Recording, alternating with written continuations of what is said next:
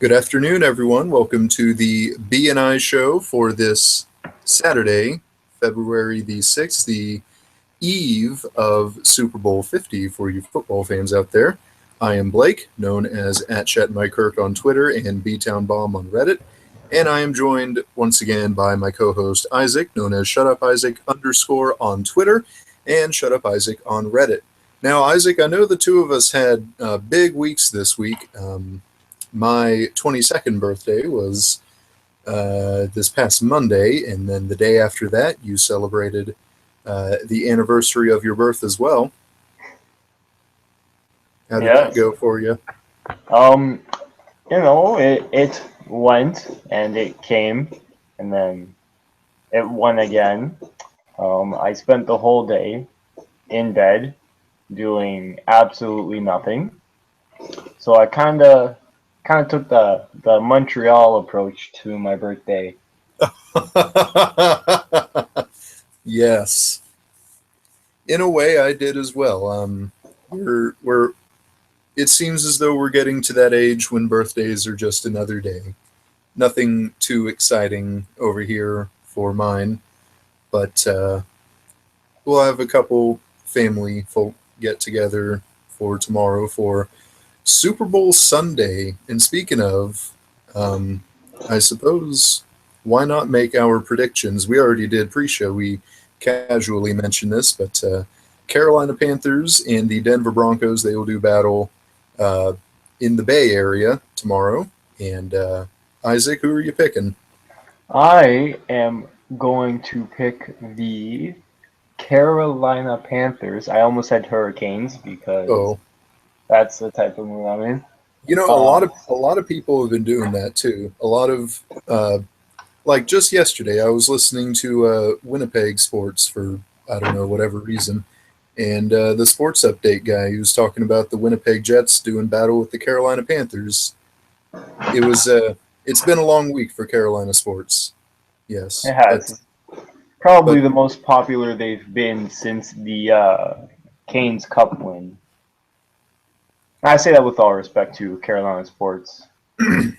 yes, and I also have to go with the Carolina Panthers. My new NFL team with the departure of the Rams to sunnier skies. Um, this game, I think, though, will be probably their toughest of the season because Denver comes in with the number one overall defense in the league, I believe. I know for a fact the number one pass defense, which for Cam Newton and Greg Olson and the Panthers offense, it's going to be a little challenge. It's going to be tough, but in the end, I do believe Carolina's key offensive players to be better than Denver's key offensive players. And with Peyton Manning, you know, you just never know. You may, most of you may remember a couple seasons ago when they just tore through their regular season. And they were destined to go to greener pastures, and their season ends in the Super Bowl being shellacked by Seattle.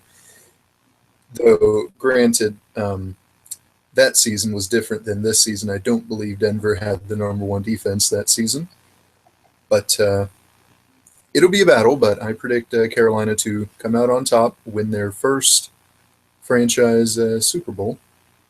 But that's enough of that. We have our Super Bowl predictions now.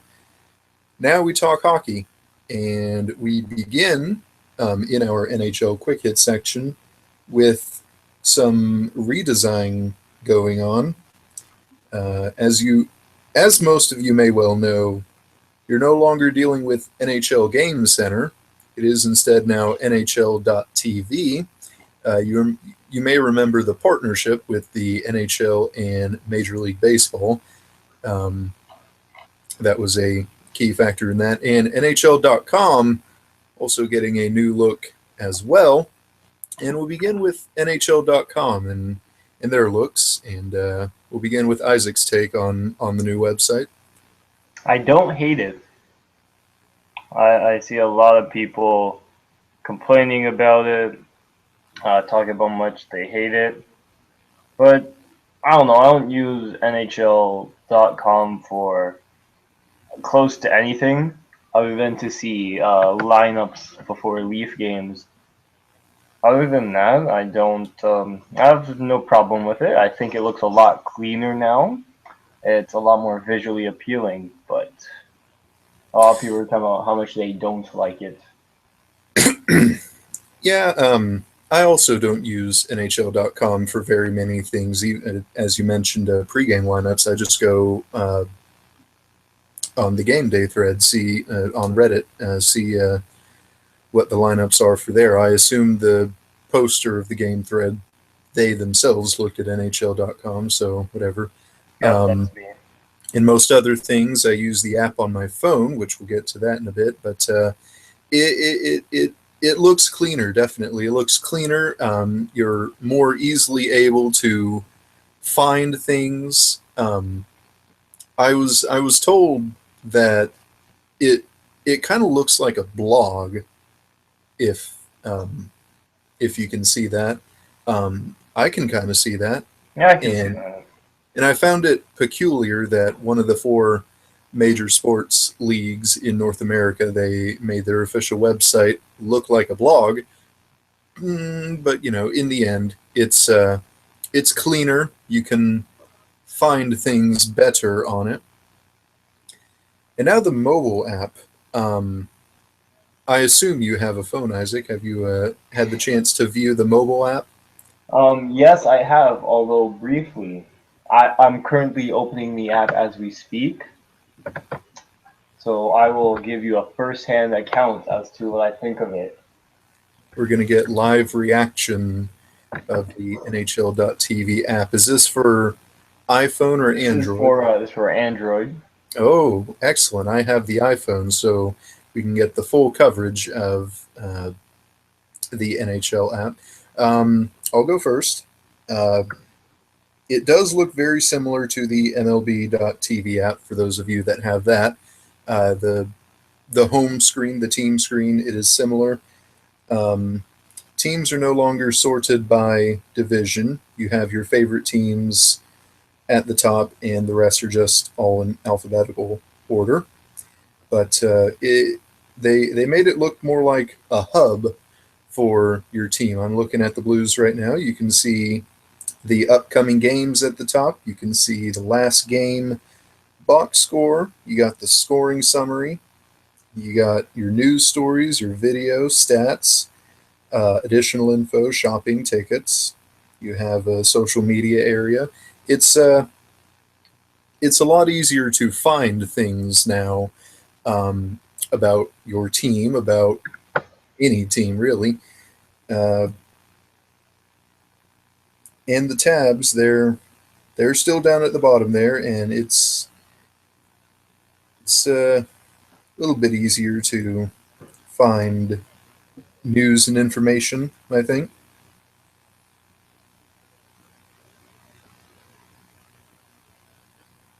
Surely you must have that app open by now.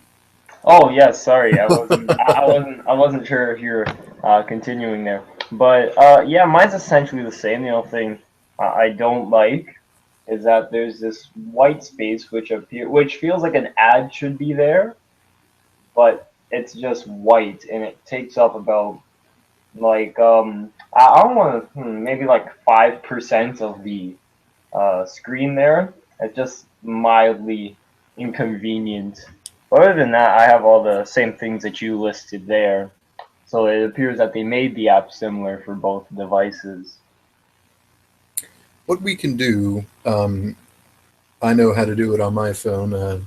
I would hope Isaac knows how to do it on his. What we can do is post screenshots. Take a screenshot on the Blues or the Leafs tab or whatever, just so we can give the viewer a glimpse, or the listener, pardon, a glimpse of what the team hub looks like, and we'll take screenshots of that and we'll post them out on the Our HockeyCast Twitter, and we'll see what the listeners think of that. And now we get into the uh, we'll get into the streaming now that NHL.tv has provided. I've now watched a few games. I watched my games on the Xbox One app. I've watched a few games from there. I'm not sure if Isaac does the same. No, no, watch them all on TV. Oh, yes, well, in that case, for me, it's it's had its issues so far, but I I think that's to be expected of a thing that's just starting to get its feet. Um, I know a lot of people have had complaints of it so far, but uh, honestly, I am a recent hockey fan. I wasn't around for the unveiling of NHL Game Center, but my assumption would be that at the start of even NHL Game Center, there was a lot of issues. Um, but with NHL TV, I've watched four games so far on it, two each for the Canes and the Blues. Um, I've been able to watch both the Canes games from start to finish, but I tried watching Tuesday's Blues game in Nashville, and I missed the entire third period because the stream quit out on me, and I could just not get it to load back. A shame that I missed that third period too, because that was the only period in that game where anything significant occurred. And uh, Thursday's game against San Jose, the stream crapped out at the halfway point of the game, at the halfway point of the second, and I was not able to get it to load again. So it's had its issues, but I think that with time, they'll start to get those issues worked, and make it manageable to watch, though they still have yet to fix that major delay that comes with watching online.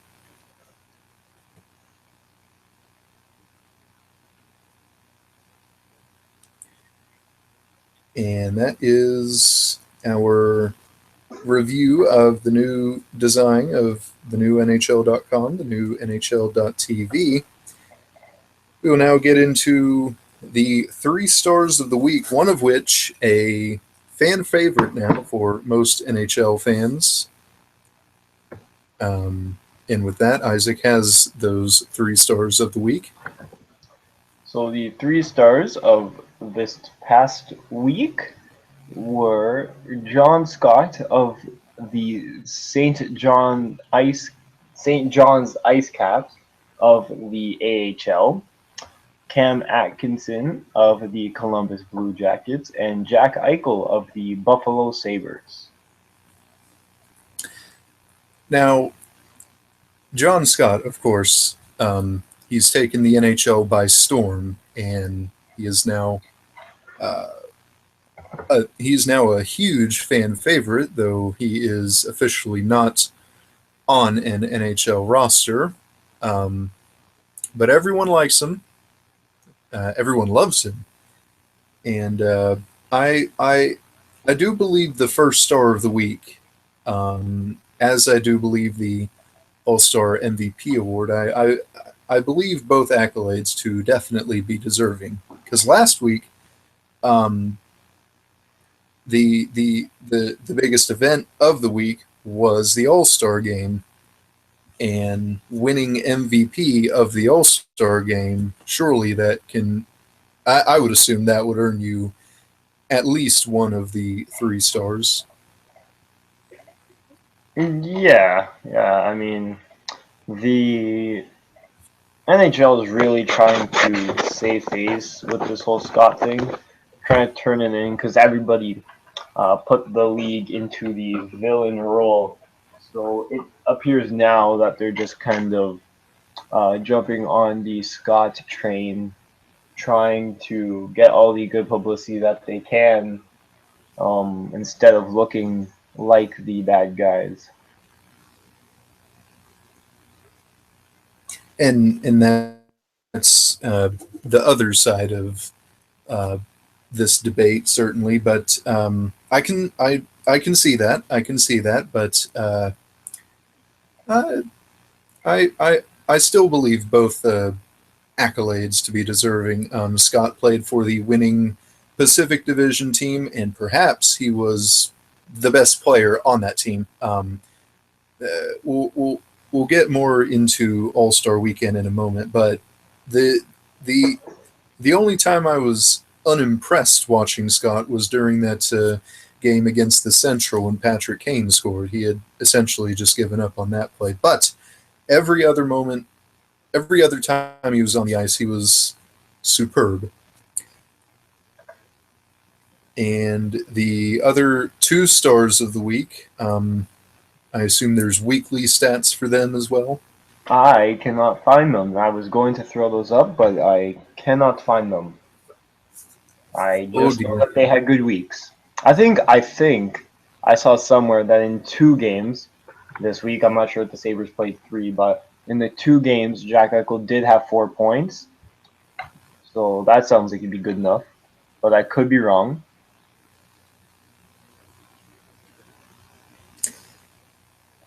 Yeah, the Sabres, the season as well, not just this week, but the season as well. They've picked up their game. They're an improving team, and Jack Eichel just being freshly drafted, making a big impact on that team. And Cam Atkinson and the Blue Jackets, they're winning, as strange as it may be under John Tortorella, but they're winning. They're winning more than they have in the early part of the season. And Atkinson is, I have to say, I find Cam Atkinson to be perhaps the most underrated player on this Blue Jackets team. Yeah, yeah, Atkinson's a pretty underrated guy. It's pretty impressive, but I feel like he gets a little less underrated in terms of Columbus as a team as they start to get worse. So when Bobrovsky's not really playing well, and Johansson being gone now, Jones just being new, guys like Atkinson and Dubinsky are getting more recognition, albeit whether you think they deserve it or not because of their play. That's a different story, but they are getting more recognized now. All right, and that concludes the three stars of the week. Once again, they are John Scott, the MVP of the All Star uh, game, the All Star tournament, Cam Atkinson of the Columbus Blue Jackets, and Jack Eichel of the Buffalo Sabres. I believe this would be Eichel's first three stars of the week award.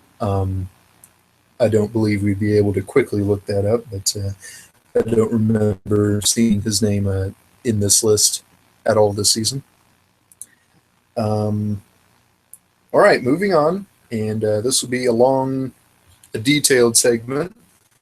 The NHL All Star Game or games um, took place just this past weekend from the Bridgestone Arena in Nashville, Tennessee, the home of the Nashville Predators. But NHL got honky tonk, as the NHL would like us to believe. There was plenty of intrigue heading into this weekend with the new format of the game, the 3-on-3 tournament made up comprised of players. Ugh, let me start that over. Teams comprised of players, of the best players from that division. Whew, I can't believe I got through that sentence. Um, and there was also a lot of controversy heading into this weekend with the John Scott saga episode controversy, what have you. We begin with the All Star Skills competition that as usual, takes place the night before the All Star game. Perhaps my favorite moment of All Star weekend would be the skills competition. There's something about seeing all the players lined up, taking a knee, all in their team specific uniforms, watching all the other guys do a bunch of events, the fastest shot or hardest shot, the speed challenge, relay, what have you. I believe the event that was first was the speed event. I don't remember Yes, it was. Yes, it the was exact fastest name. skater. Fastest skater, okay. And actually, a All Star record or a new record was set in this event with a new winner, a young phenom winning this event. Isaac has the details on that, I assume. Sure, I do. Although I'm not sure of the exact time, but Dylan Larkin did break Mike Gardner's record of about 13 seconds, I believe, on a technicality, I should add, because when Gardner set the record, he wasn't allowed to take strides before the clock started. His was as soon as he started moving, clock started, did the whole rink there or ice. But with Larkins, he was allowed to get a couple strides in and build up his speed before the clock started, and he won by a couple tenths of a second or something like that. So Larkin, I guess the NHL will say that Larkin does have the new record, but he has it on a technicality. So yeah, but Dylan Larkin's a really good player, so I'm okay with him having it. He is. He's leading a youth movement in the Detroit Red Wings organization. He, along with Gustav Nyquist, Tomas Tatar, they they they're they're sealing the future for the Red Wings. They're making it a more bright future. And Larkin is very skilled, very finesse player. The next event, what was the next event? I want to say it was the shootout. I want to say it was the shootout. Shootout. Wouldn't The that be the break, last event? the breakaway. Oh, My bad. the Breakaway. yes, the breakaway challenge was the next event, and that one would be or was decided by the fans on Twitter. Uh, well, we'll go to Isaac with more information on the breakaway challenge, who competed, who won. Now I couldn't tell you everyone who competed, but I'm going to try my best. I believe for the East, we saw Brandon Saad, PK Subban, somebody else who is Evgeny Kuznetsov, and I believe that was it. And for the West, we had Brent Burns and two other people, which shows you how forgettable they were. Um, as far as I'm concerned, the only important part of the breakaway challenge was Subban and Brent Burns. Together, they did a lot of fun stuff. Subban's first run involved him bouncing the puck on his stick and then doing sort of a 360 while bouncing the puck, kicking it with his skate, and then putting it back Boy, on his stick. that one was amazing. Yes. And then kind of like backhanding that into the goalie. Oh, James Neal was in it. I remember that. Who brought out country singer Dirk Bentley. I'm pretty sure that's not his name, but I think it might be. Because for whatever reason, it's always cool to involve celebrities in this thing, especially when it's in Nashville. You get a big country musician like that in there. Oh yeah. Brent Burns' first run involved his kid and Joe Pavelski's kid, and they battled great. They had a great goal getting it past Corey Schneider, which isn't an easy thing to do in this league. And I think the league should be looking to give Little Burns a contract next season because they could use some young talent. For Subban's second run, he was nowhere to be found, but Yager, or I guess Subban wearing a wig and a Yager jersey and some Oh, yes. overalls, old helmets. So Subban dressed as Yager came out and did all of Yager's skating techniques, and after he scored, he did the salute, which was pretty fantastic. If for whatever reason you haven't seen it yet, then you should probably watch it. I don't know what you've been doing if you haven't seen it yet. And with Brent Burns' second run, the lights went out in the arena, and the Star Wars music played, and it showed the evolution of Brent Burns from him in Minnesota without a beard to him in San Jose with a huge beard, and finally him on the ice when the lights come back on. He was wearing a Chewbacca mask, which was fun for the fans who have been calling him Chewbacca for a while now. And that was basically the standouts of the breakaway challenge, and Subban ultimately won that because of the Yager dress-up run. I was impressed, actually, with Subban's first run with his fancy moves. That was honestly what won it for me. Once I saw that, I was sold. I had to vote hashtag NHL Breakaway Subban for that one. And actually, Isaac, good news. I have found results for the All-Star Skills Competition. You'll never guess where I found it. Go ahead, guess.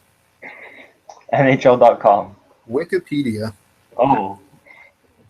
You just Google 2016 NHL All-Star Game, and here's a section for the skills competition. So, to recap, the fastest skater was the first event. Dylan Larkin won the event. He participated in Heat 1 with hometown player Roman Josi. Josi skated a 13.527, and Larkin skated 12.894, which was the new record in that event, as well as the one that won him that event. Brandon Saad and Matt Duchesne was in Heat 2. Saad skated 13.634. Eric Carlson and Taylor Hall was the third event. Hall won that event, the only winner for the Western Conference in this event. Heat 4 had Chris Letang barely edging out Dustin Byfuglien of the Winnipeg Jets. Letang skated 14.081. Byfuglien skated 14.203. The breakaway challenge, it was next. The Eastern Conference competitors, Corey Schneider was the goalie. He also had his sweet pads celebrating Nashville, the guitars on his pads. The Eastern Conference competitors in this event, Brandon Saad of the Columbus Blue Jackets, Evgeny Kuznetsov for the Capitals, and the winner, PK Subban. Team West, Jonathan Quick of the Los Angeles Kings was the goalie. James Neal, Matt Duchesne, Brent Burns, they were the skaters, the goal scorers involved. And to break that event down, I found Saad and Neal to be the ones who were actually trying, like they were in a game situation in a shootout. Oh, poor Kuznetsov, though. His attempts did not go very well. Mm-hmm. Matt Duchesne had tons of finesse, and he also used a prop. He had a cowboy hat on. I believe I heard he's a noted fan of country music. And of course, I did believe it was going to be down between Subban and Burns. They had the perfect mix of uh, appeal and finesse. But PK Subban, with 31% of the vote, won the event. And Team East, or well, PK Subban winning, Team East got that one 1-0. The accuracy shooting was next, 3-2. This one for Team East. Heat 1. For the East, the passers were Nicholas Backstrom and Jaromir Jagr. They were the ones behind the net who would feed the player the pucks. And 4 targets in the corner of the net for the competitors to try to hit. And the scoring is not done by how many pucks it takes. The scoring is done by how long it takes for you to hit all 4. Heat 1 was John Tavares, the captain of the New York Islanders, and Patrick Kane, the captain of the Central Division team. Tavares won this event overall. He recorded a 12.294. It took Kane 20 seconds, which I assume is the maximum amount of... No, never mind. He got exactly 20 seconds. Heat 2, Patrice Bergeron and the captain of the San Jose Sharks, Joe Pavelski. Pavelski won this event. Bergeron struggled in this event. He recorded the longest time, 23.362 seconds. Pavelski completed it in 14 seconds. Claude Giroux and Corey Perry in Heat 3.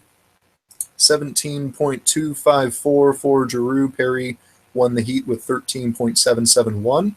And in the final heat, Evgeny Malkin of the Penguins and Dallas Stars captain Jamie Benn, with Malkin barely edging out Benn, 16.179 for Evgeny Malkin and 16.664 for Jamie Benn. 3-2 Team East in that event. Isaac, your thoughts on how the accuracy shooting went? This is probably one of my least favorite events because I'm not too interested in watching them ping targets. The relay is interesting. Everything else is interesting, but the accuracy shooting just kind of puts me to sleep. It doesn't put me to sleep. It's just the most boring thing that you can have. I get why it's there for an all-star skills competition because it just seems like a staple of it, right? How do you not have that? Mm-hmm. But that's not what I enjoy seeing. But I can totally see why people would like it, I should say. Oh, yes.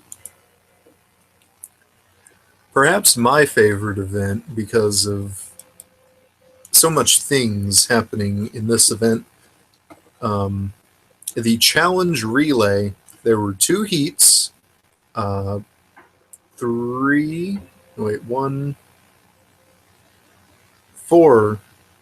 pieces of, or whatever, 2 heats with 1, 2, 3, 4, 5, 6, 7, 8 skaters per each side. The first heat, the relay begins with 4 skaters attempting to hit the net from different angles. For the East in that portion for Heat 1, it was Aaron Ekblad, Erik Karlsson, Steven Stamkos, and Patrice Bergeron. Shea Weber, Drew Doughty, Corey Perry, and Taylor Hall for the West. And the next was passing accuracy, having to pass the puck over a small platform and having to hit this smaller net. Nicholas Backstrom of the Washington Capitals and Daniel Sedin of the Vancouver Canucks participated in that event. Excuse me. Next was puck control, where you have the puck on your stick and you're skating around these cones. You weave side to side in them, and at the last one, you skate around it and you go backwards. Justin Falk of the Carolina Hurricanes and Calgary Flames' Johnny Gaudreau competed in that event.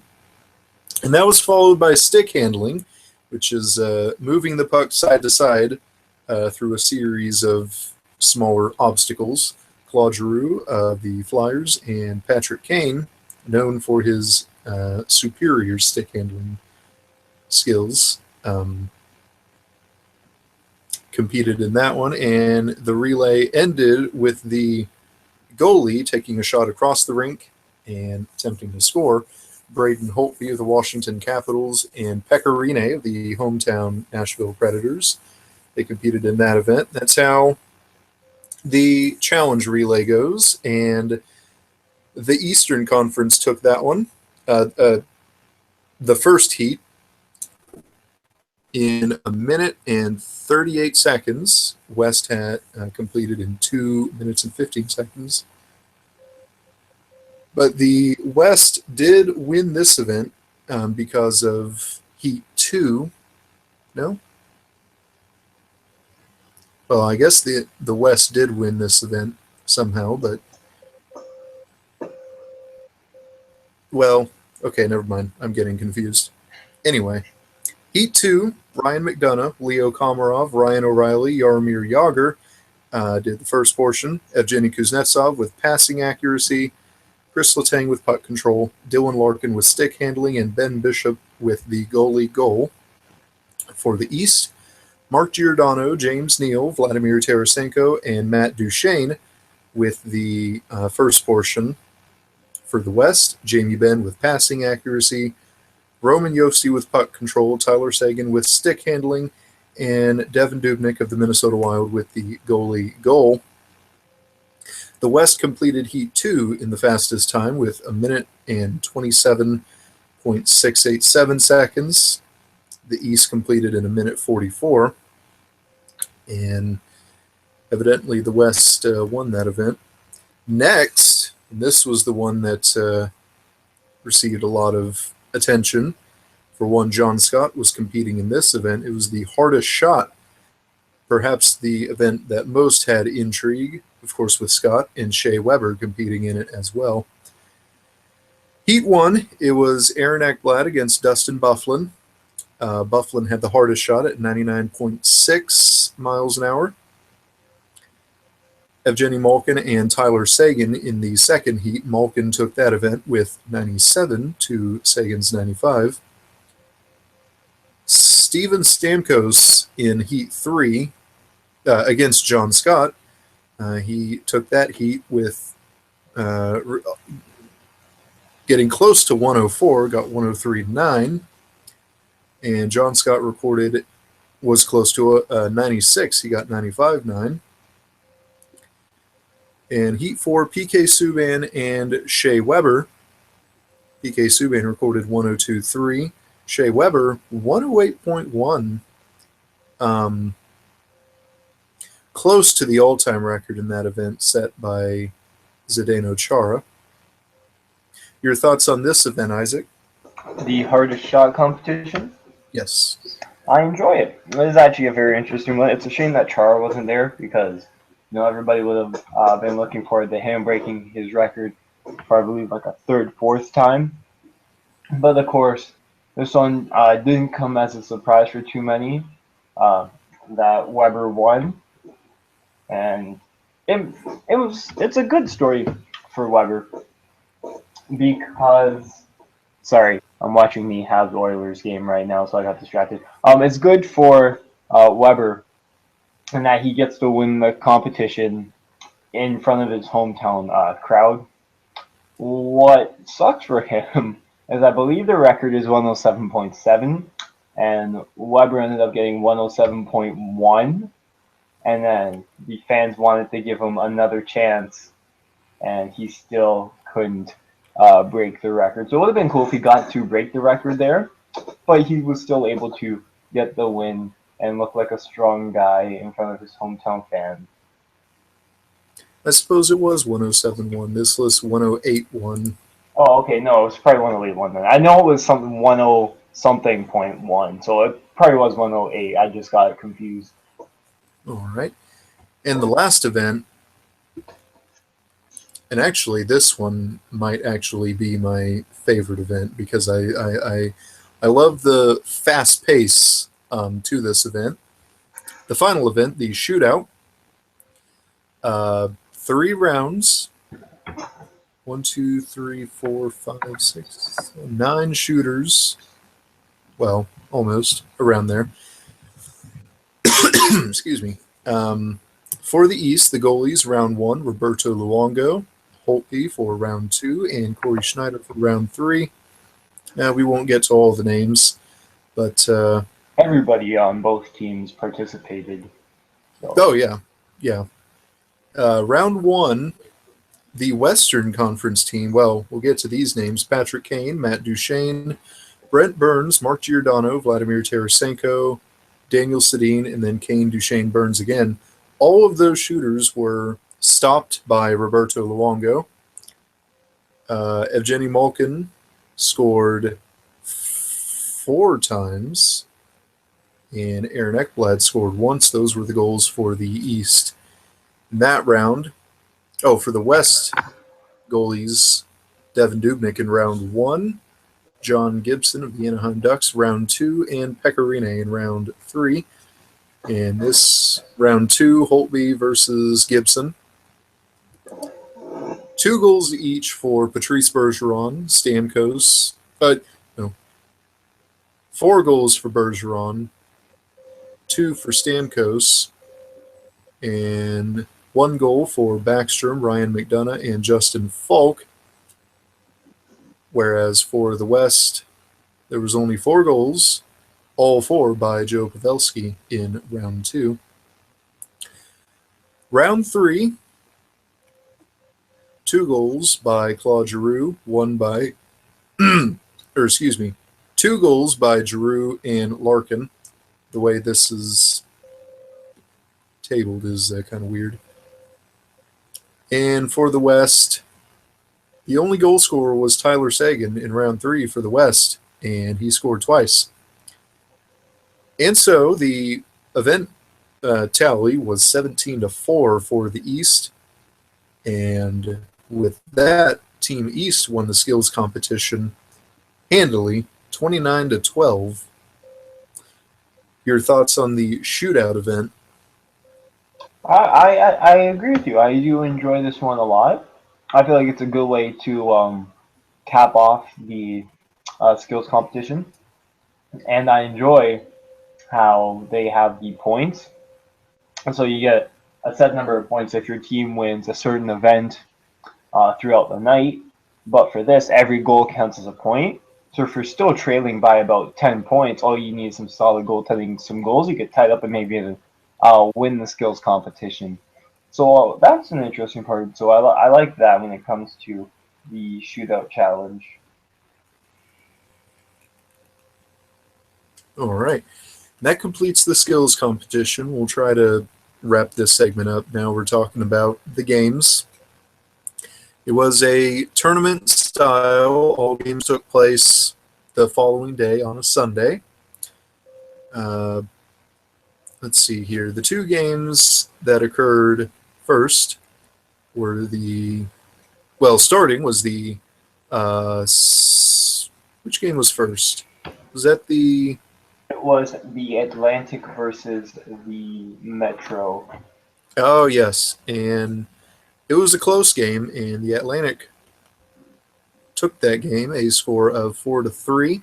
The Atlantic Division was coached by Gerard Gallant of the Florida Panthers. Roberto Luongo and Ben Bishop were the goalies. Metropolitan, coached by Barry Trotz of the Washington Capitals. Schneider and Holtby were the goalies in that one. It was a 4-3 score there.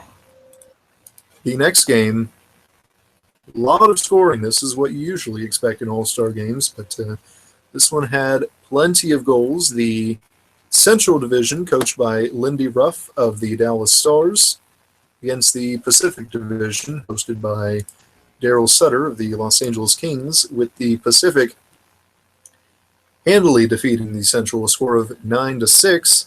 John Scott recorded a pair of goals in this game. Your thoughts on the two games?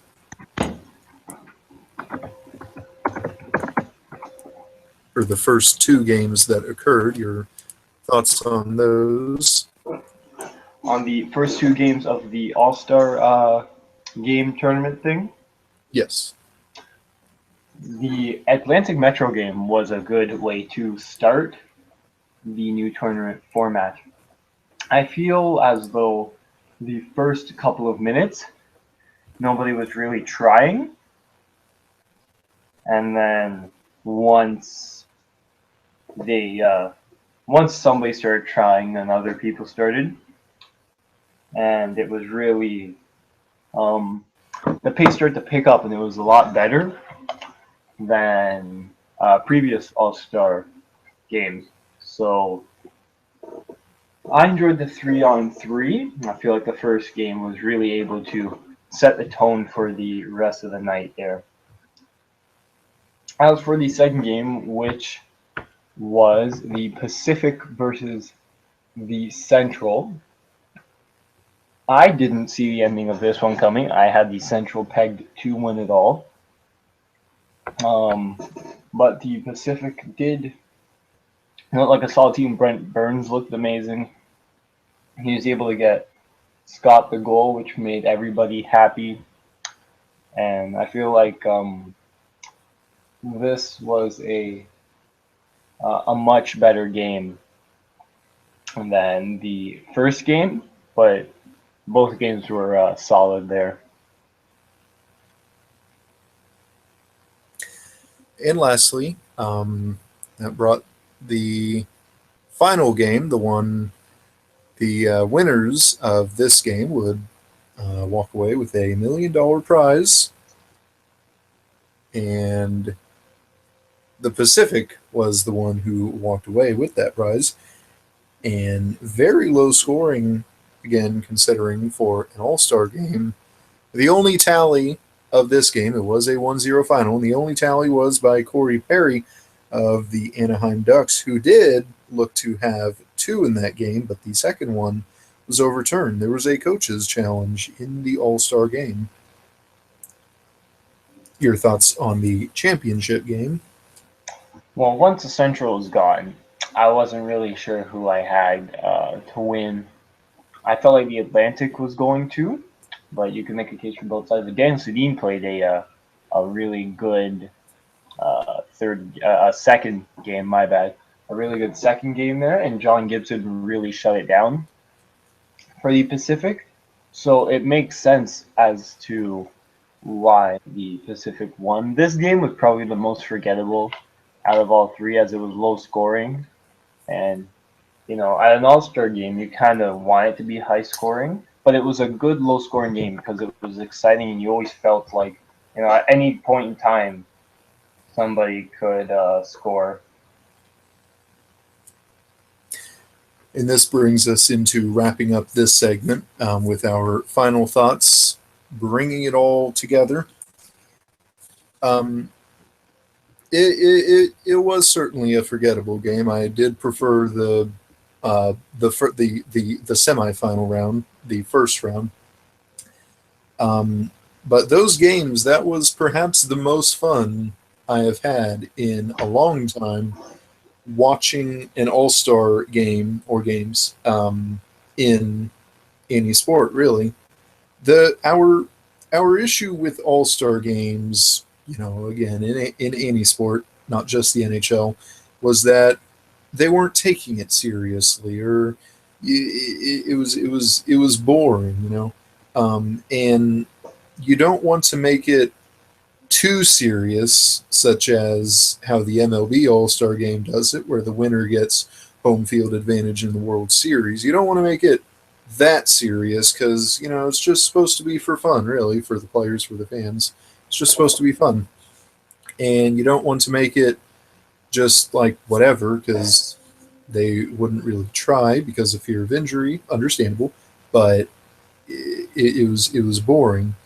And so the NHL, um, I do like what they did. They finally found a way to make an all-star game not too serious but not too boring, with, interestingly enough, prize money for the winners that made them try a little bit.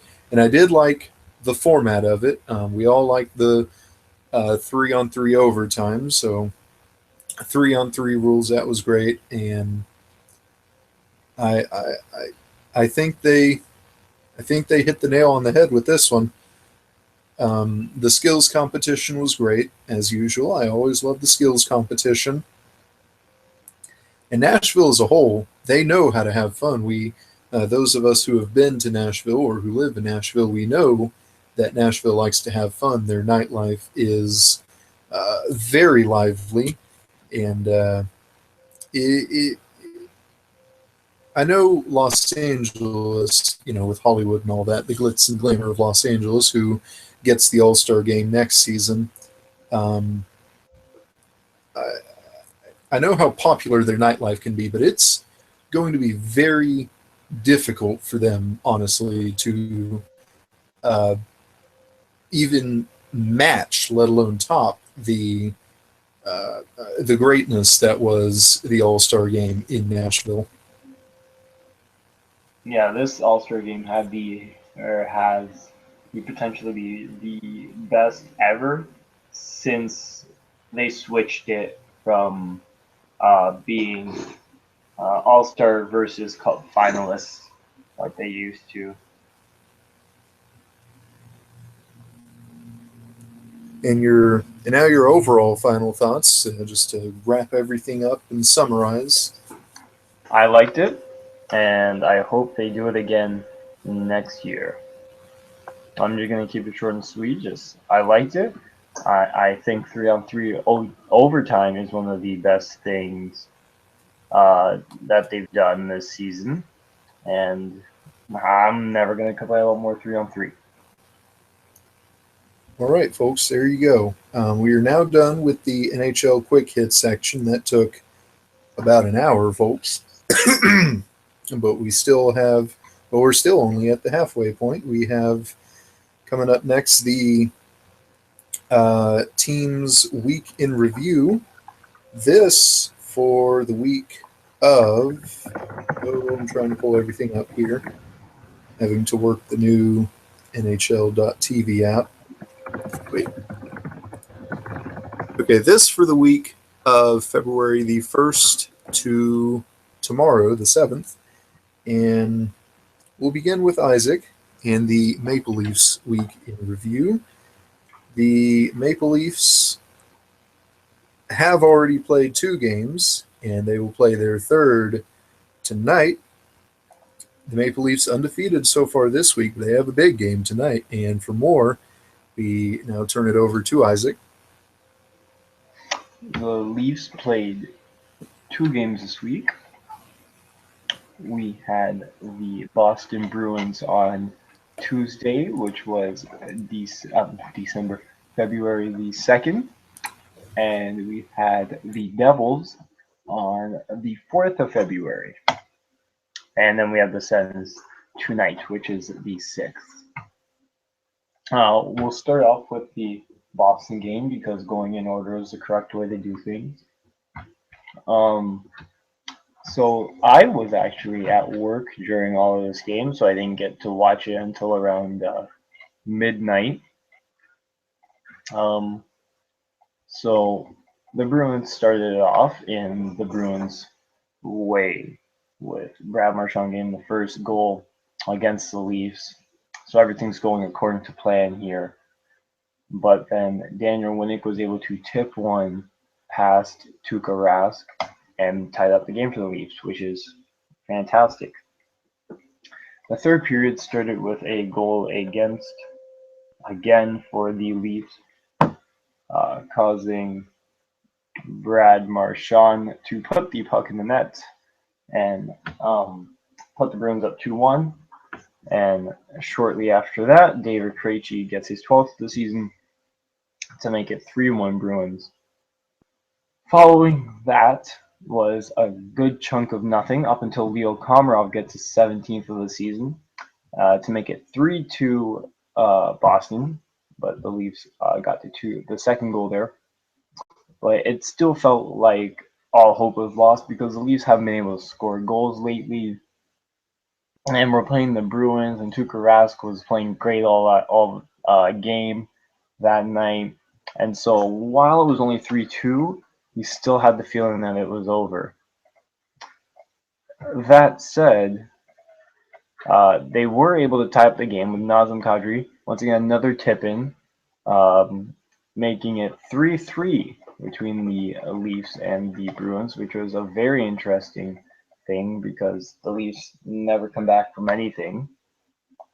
And that sent us to OT, which I already applaud 3-on-3 OT, but I'm going to do it again because it's just so great.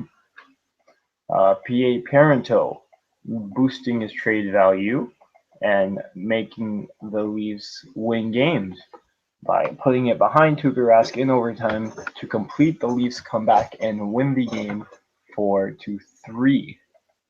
So that was an interesting game. It's always nice to get a win on your birthday. And that brings us into the Thursday game, which appears to be the trend between in games between the Leafs and the Leafs is not very entertaining.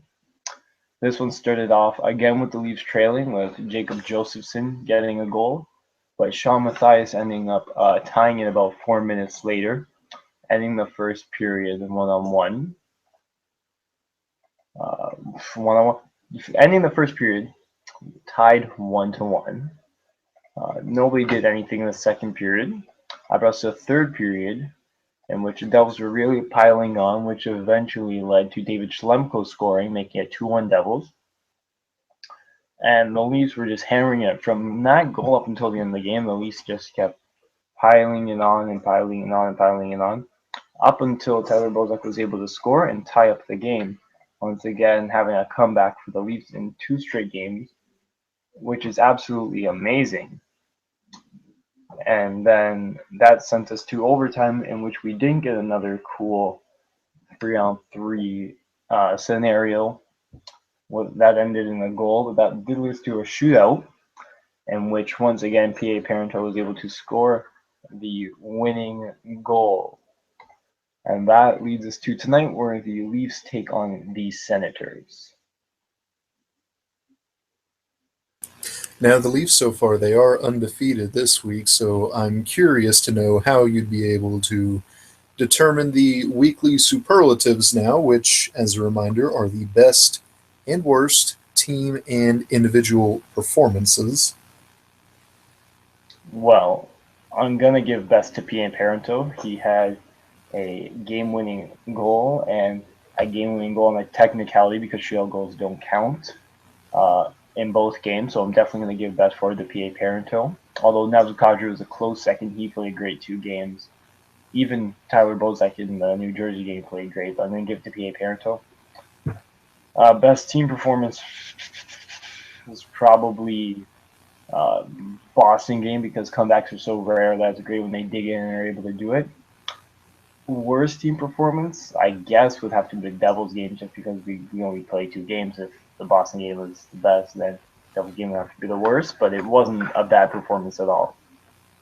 And worst individual performance, I will keep saying it. Matt Helmick was not a good defenseman. He keeps being used as a top 2 defenseman. He is not a top 2 defenseman.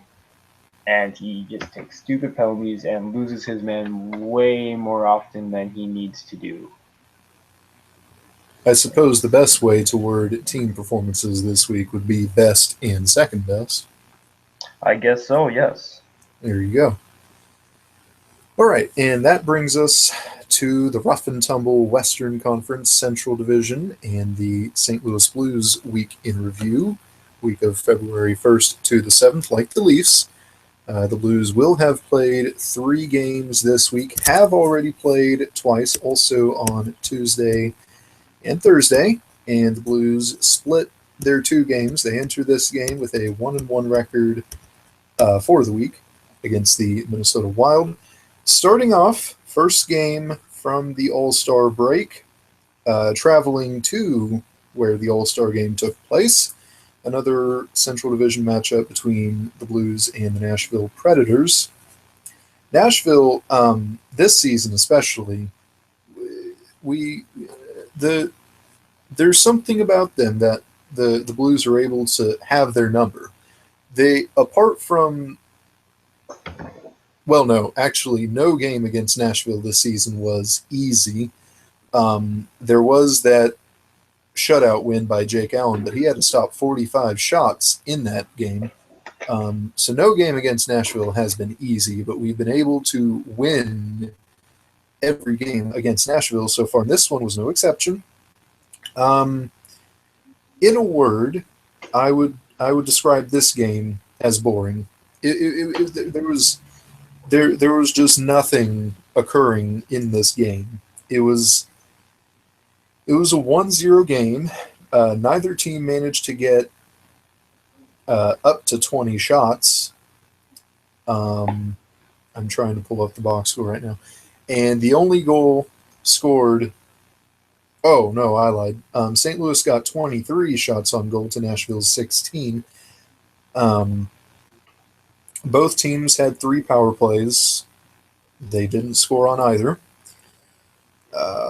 There was a lot of blocked shots, too, in that one. Nashville had 16 to the Blues 14. And it was a 1-0 win, 1-0 final. That goal was scored in the third by Troy Brouwer, and it was scored late in the third with about a minute and change to go. There was just nothing occurring in that game. There wasn't any. Well, there was a little bit of physical play here and there, but both teams seemed they were sluggish. They were out of it. It wasn't an exciting game, but they still managed to get the win. This one, though, this one I'd say was also a pretty boring game. There was not a lot of anything going on at all, really, other than goal scoring, but there was no physicality. The Blues didn't seem to have any urgency at any point in the game, really. This one against the San Jose Sharks, the Sharks outshot the Blues 32-27. And look at this stat, too. This stat jumps out at you. Blocked shots from this game. The Blues had 9. San Jose had 26. 26-9 in block shots in that one. There were 6 penalties in all. The Sharks had 4 power plays. There was no power play goal, and the Sharks won it 3-1. And this was another frustrating Blues game in that, another issue I have with the team showed up in this game, how there's never really any urgency. Even after making it a 1-goal game in the second with Blues only tally by guess who, Vladimir Tarasenko, even being able to bring it back to a 1-goal game towards the end of the second, coming into the third, the Blues just did not have any urgency at all, and San Jose was able to walk all over them in the third period. Well, maybe not that extreme, but it was. It's been a boring week, and at the least, I'm just hoping for some excitement in tonight's game against Minnesota. I'm still, well, I'll save that for tonight's previews, but I'm just hoping for excitement at the least, because these have been some boring games. Individual superlatives, weekly superlatives. Whereas Isaac would rate his games by best and second best, I would honestly rate my games by worst and second worst. Best or second worst was the game against Nashville. It was a win. Nashville had plenty of power play opportunities. and the Blues they held firm and then finally broke through in the third to get the win. And the worst performance was against San Jose. I know San Jose is a great road team, but you just can't be losing games like this, especially at home. There was no physicality, there was no urgency. It was a boring and frustrating game. Uh, Best individual performance. I have to give it to Vladimir Tarasenko, who scored the only goal in the uh, San Jose game, and he he looked all right in the Nashville game as well.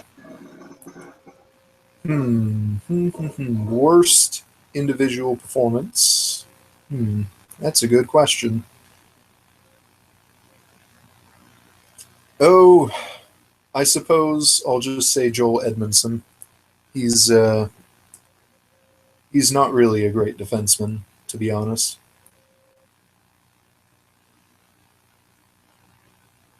All right, and with that, that concludes our weeks in review.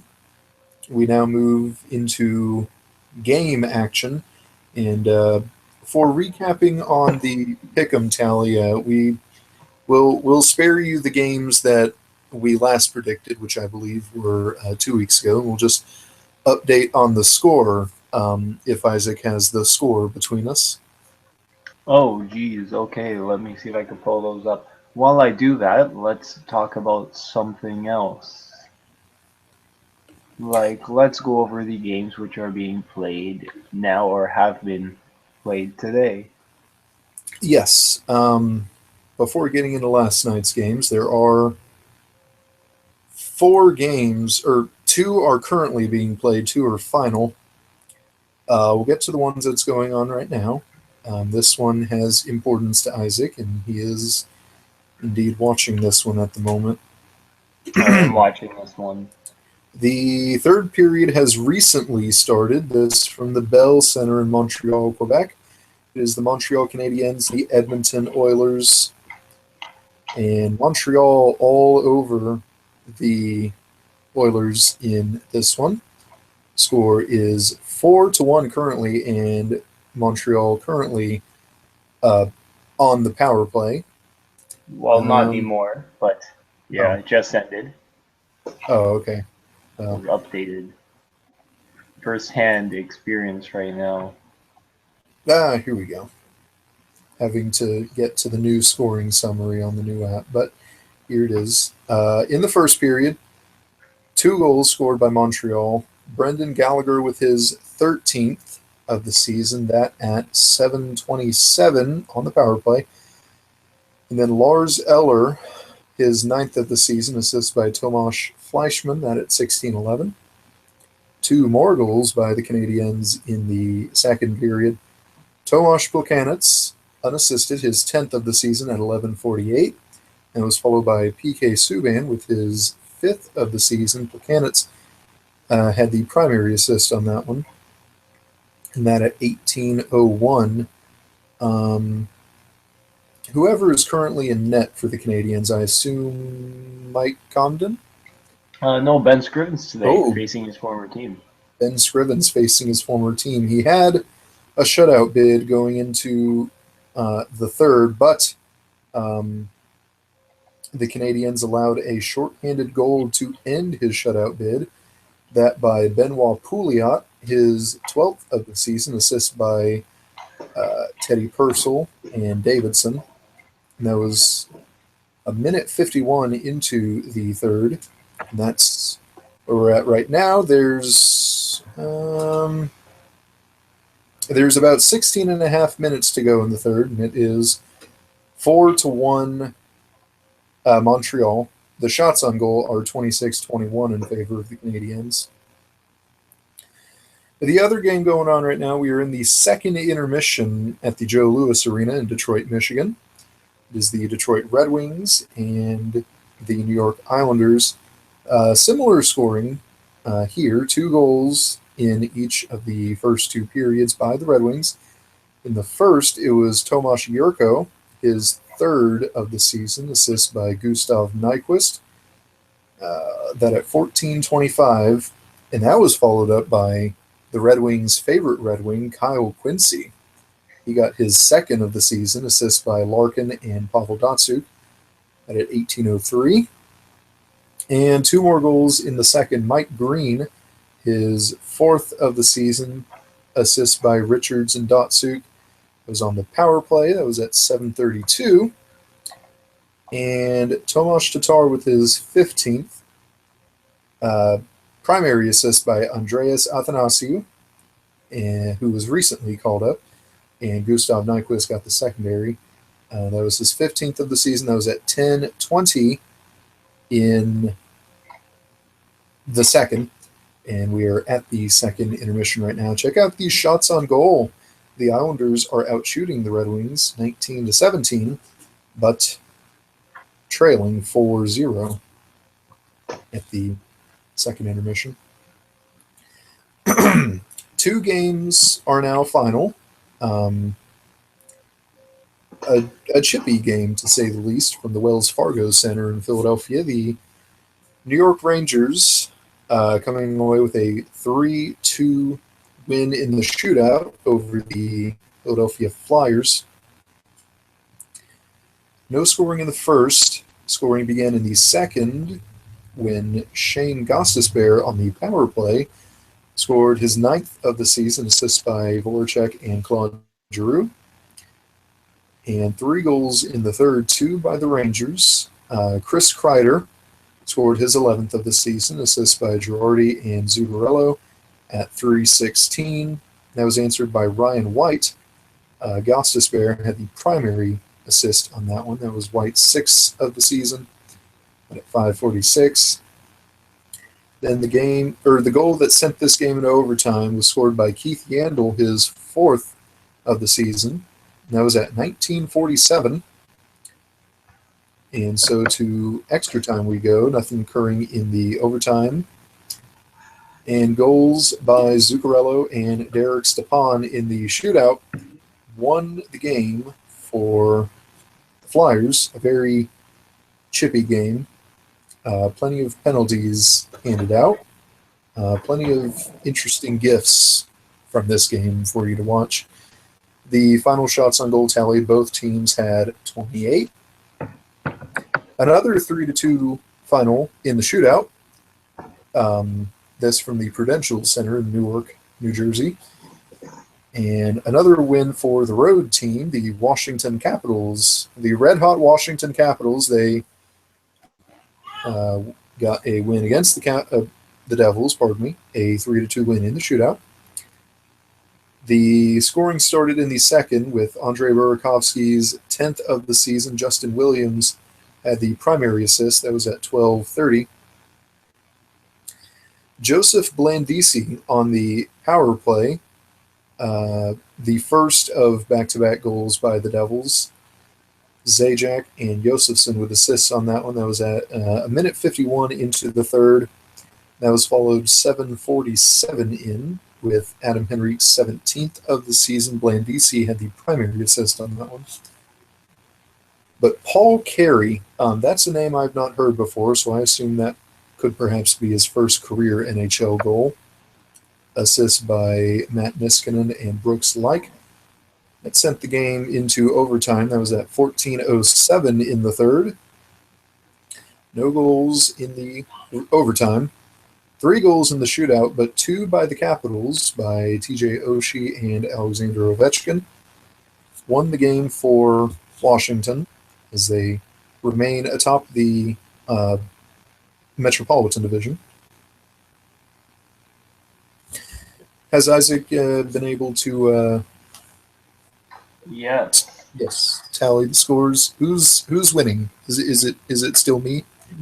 Yes, it is still you. Ooh, all right. A score of 3-1 with 1 tie. Oh, 3-1-1 is the overall record. That is not individual games. That is that given Saturday. So out of 3 games, I have predicted, or out of those weeks, I have predicted 3 weeks the most correct. Pardon? I have no idea what I just said, actually, out of all honesty. So we'll just get you to last night's games. 4 from last night. Plenty of goals from last night as well. About the Carolina Hurricanes defeating the Winnipeg Jets, a score of 5-3. And everyone tuned in for the first period as they watched the Hurricanes storm out to a 4-0 lead. Phil DiGiuseppe opened the scoring, his 4th of the season. That was a minute 43. Andre Nestrashil with his 6th. That was at 3:05. Jordan Stahl on the power play with his 12th at 4:33. So the Canes were leading 3-0, not even 5 minutes into the game. And Justin Falk with his 15th at 14:04, and it is 4-0 for the Canes. Cam Ward's shutout bid, however, ended in the second as Alexander Burmistrov scored his 5th of the season at 18:35. It is 4-1 Jets. And all of a sudden, things are looking not too good for the Canes. Former Hurricane Andrew Ladd scored his 12th of the season on the power play, assist by Bufflin and Mark Scheifele. It is 4-2 Jets. Blake Wheeler at 13:48, assist by Bufflin and Nikolai Ehlers. It is 4-3 Winnipeg, 13:48 into the third. But Andre Nestrashil scores his 2nd of the game and 7th of the season at 18:40. Makes it a 2-goal game again, and the final score makes it 5-3. Winnipeg outshot the Canes in that one, 36-29. The Tampa Bay Lightning all over the Pittsburgh Penguins. Final score there is 6-3 for the Lightning. The Penguins got on the board first as Patrick Hornquist scored his 11th, 4:53 into the first, but back-to-back goals by the Lightning ended the first period. Anton Strawman scored his 7th of the season, 11:50 into the first to tie the game, and then at 18:34, Alex Killorn scored his 9th of the season, and it is 2-1 Lightning at the end of the first. To start the second, Andre Palat scored his 5th of the season, an assist by Steven Stamkos. That one shorthanded. 3-1 Lightning, 6:04 into the second. Sidney Crosby scored his 21st of the season to make it a 1-goal game again, that at 8:04. But Tyler Johnson scored his 7th of the season on the power play to make it 4-2 Lightning at the end of the second. Matt Cullen scored his 6th of the season, an assist by Phil Kessel to make it a 1-goal game just 55 seconds into the third, but back-to-back goals by Palat and Strawman again, 15:55 and 17:56 in the third. It gets the 6-3 win for the Lightning, who seems to be on an upswing after their not-so-great start to the season. The Columbus Blue Jackets on their Western Canada road swing. They took on the Calgary Flames, and in a close game, edged the Flames 2-1. 1 goal for each period. Yuri Hudler opened the scoring in the first, with the Flames' only tally, assists by Monahan and TJ Brody, that at 7:09. And then William Karlsson scored both of Columbus's goals, his 5th and 6th of the season. First, coming at 9:39 in the second, assist by Seth Jones and Calvert. And then Calvert assisting on his 6th of the season, 2nd of the game, a minute 42 into the third, and gets Columbus the 2-1 win. Calgary outshooting the Blue Jackets 31-18.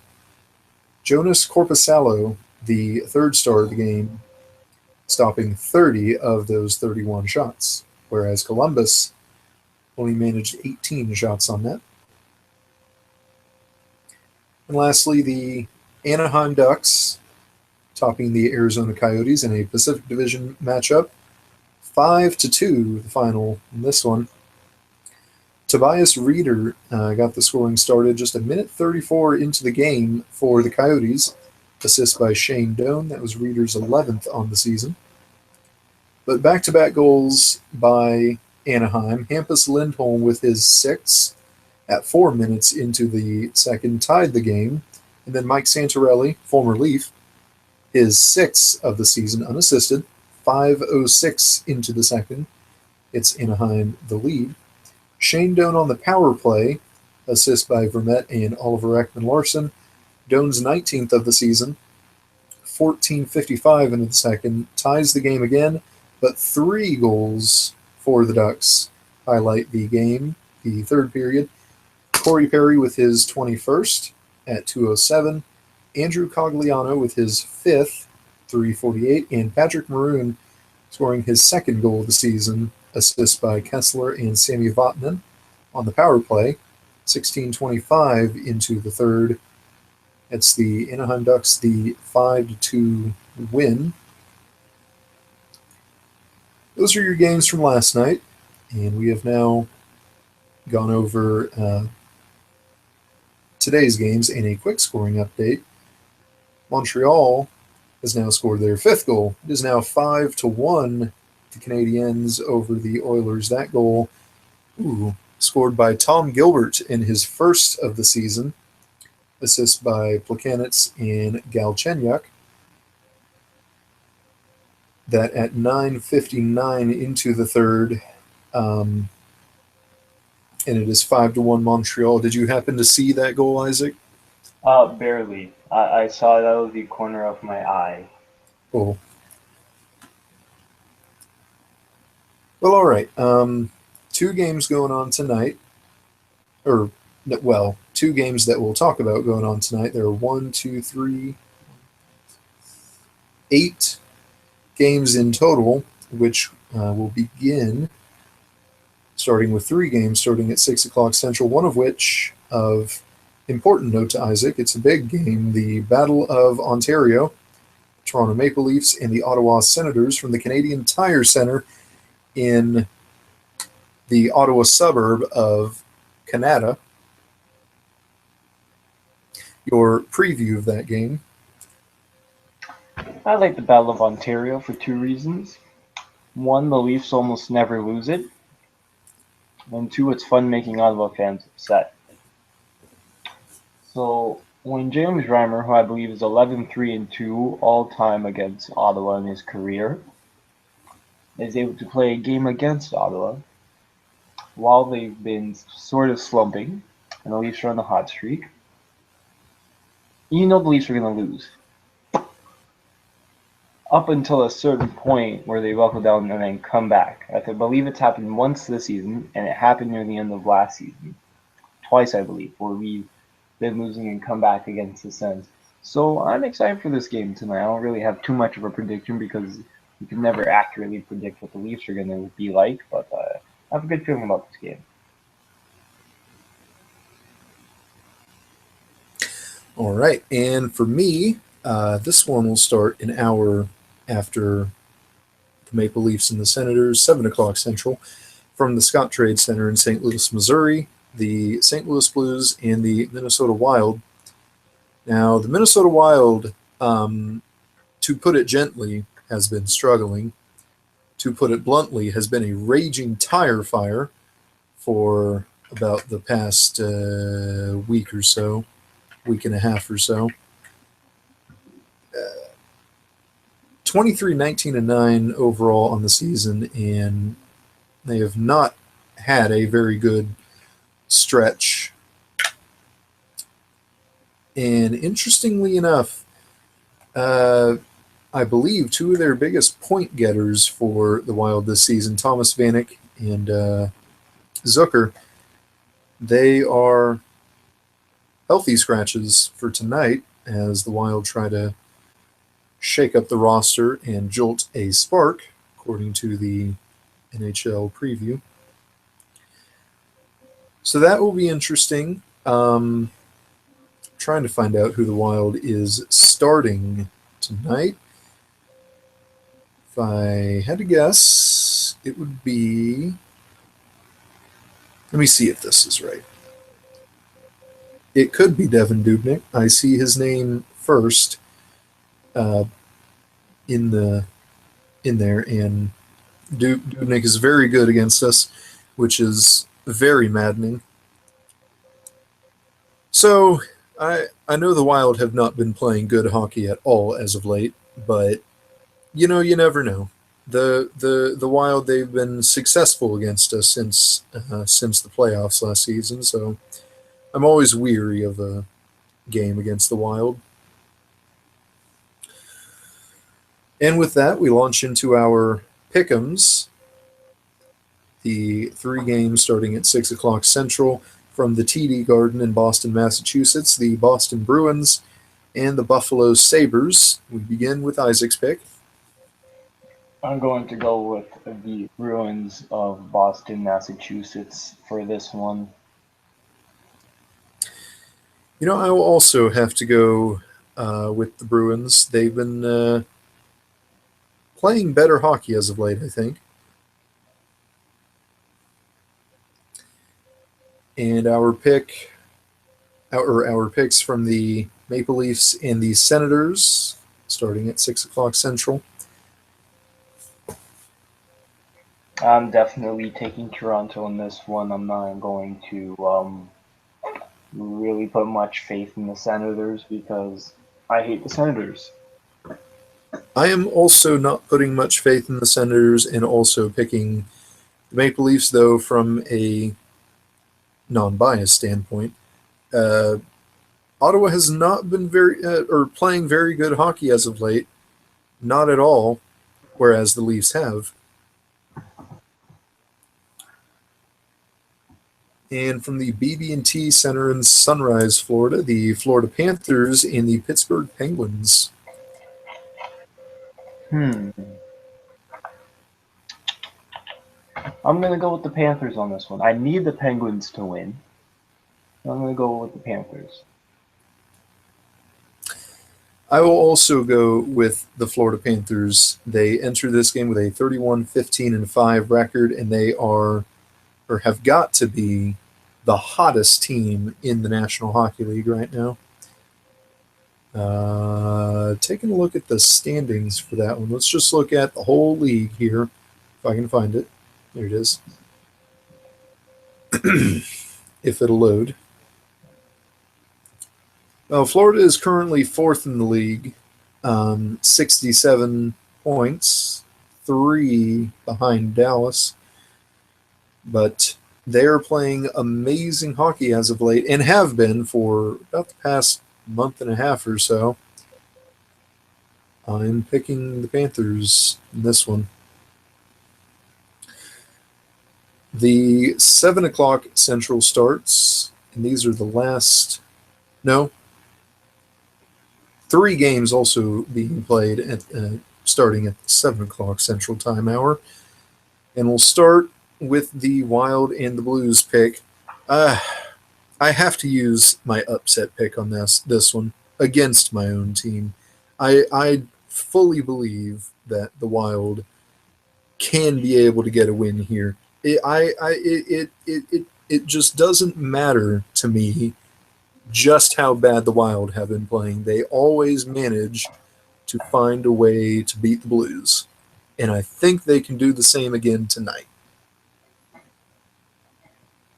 I, too, am also going to use my upset pick, I guess, and use the... I'm going to use my upset pick on the Wild. I was thinking about it, but yeah, I'm definitely going to do that as well. Oh, Isaac. All right. The other 2 games. This one on the NHL Network, for those of you that have that on your cable packages. From the American Airlines Center in Dallas, Texas, it is the Dallas Stars and the Chicago Blackhawks, a riveting Central Division matchup for sure. Go ahead and make your pick. Mm-hmm. I let's see who's starting for or in net for Dallas. Or well, let's just view the goalie matchup. It is Kari Lettinen for the Stars, and it is Corey Crawford for the Blackhawks, just as I had expected. Um, oh, I think I will pick Chicago for this one. Wow. They've been playing great as of late, and I see here that the Dallas Stars will be without Jason Spezza, who is sidelined with a upper body injury. And the Stars, they've been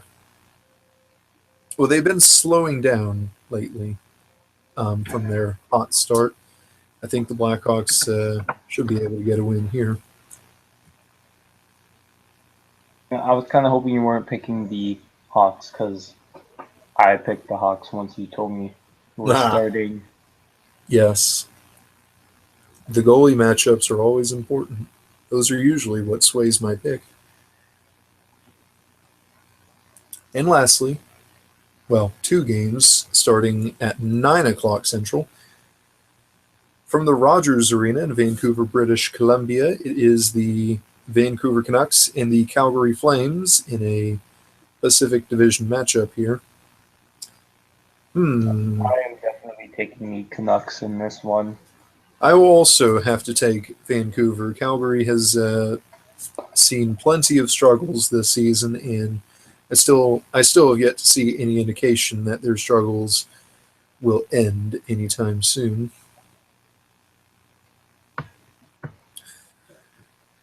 And now, lastly, from the Pepsi Center in Denver, Colorado, a Central Division matchup from the two teams at the bottom, I think. The Colorado Avalanche and the Winnipeg Jets. Hmm. I don't have much of a like for the Avs, and they're not very good either, but neither are the Jets this season. But the Jets did play last night. I'm still gonna go with the Jets in this one.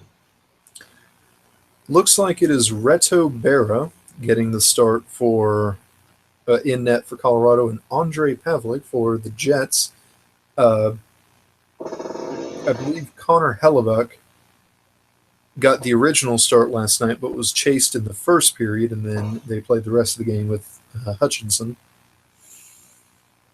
That plus considering that Colorado has actually been stellar against the Central Division, whereas they have not been as stellar against pretty much every other team in the league, but they've been great against the Central Division.